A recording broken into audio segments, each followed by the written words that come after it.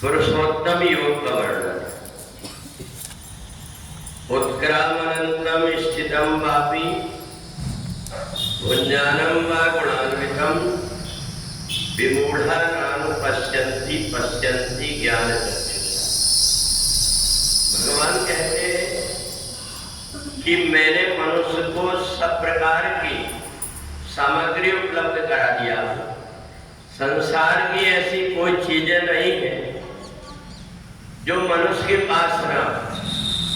अब बात इतनी है कि वो अपने कर्म से जितना ऊंचा उठ जाता, उसको प्रयत्न जितना करेगा दिन खोजा दिन पाइया। जो व्यक्ति जितना प्रयत्न करता है वो उतना प्राप्त कर लेता है।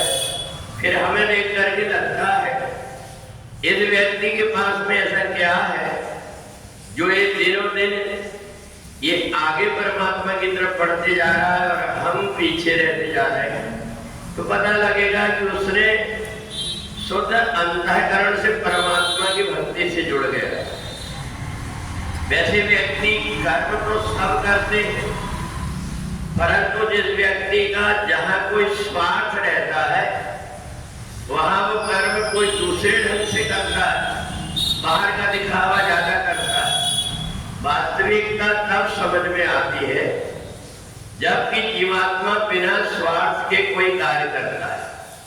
जिस व्यक्ति का कोई स्वार्थ जुड़ा हुआ होता है वो जो कर्म करता है उसमें, और बाद में जब स्वार्थ नहीं रहता तब कर्म करता, दोनों में अंतर। और इसलिए ये मनुष्य शरीर में जिसने अंतःकरण पवित्र कर लिया उसने एक नहीं अपने कई जन्म सुधार लिया।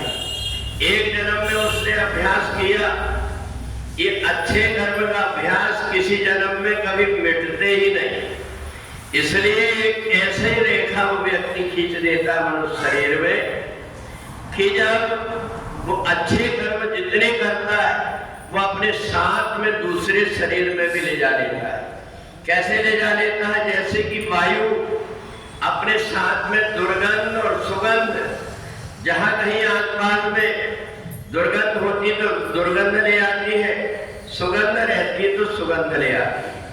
और इसलिए जिसने मनुष्य शरीर में परमात्मा के जितने निकट पहुंच गया वो आगे आगे ही बढ़ते जाता है।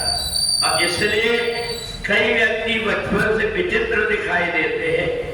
ऐसा लगता है कि इनके पास एक खजाना कहां से है, परंतु संत महापुरुष कहते हैं उसने खोजा है, उसने प्रयत्न किया है, सब काम छोड़ करके सत्संग में समय निकाला है। उसने शरीर को बहुत प्रकार का बहाना कर लेता है, परंतु जब व्यक्ति उसकी बात मन की नहीं मानता तो मन को विवश होकर के जैसा व्यक्ति चाहता वैसा करना पड़ता है।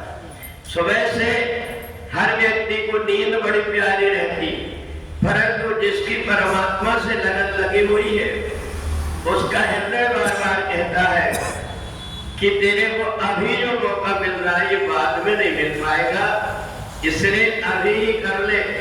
और इसलिए जब ऐसा व्यक्ति जो परमात्मा की निकटता के लिए प्रयत्न किया है शरीर छोड़ करके और जब जाता है तब भी देखता है कि परमात्मा मेरे सामने खड़े हुए हैं और मैं उनमें ही जाकर के समाहित हो रहा। ये हर किसी व्यक्ति को नहीं हो पाता जिसने अपने अंतःकरण को परमात्मा से जोड़ लिया। बाहर दिखावा में तो बहुत से व्यक्ति बहुत अच्छा भेष बना देंगे, बहुत बढ़िया तिलक लगा देंगे, पर जैसे मोर जैसे बाहर से सुंदर तो दिखाई देता है, परंतु जब उसका खाना देखो तो वो जहर खाती। इसी प्रकार से जो व्यक्ति बाहर और भीतर से पवित्र होकर के परमात्मा से जुड़ जाता है उसके एक नहीं बल्कि अनेक जन्म सुधर जाते हैं। बोले वृंदावन बिहारी लाल।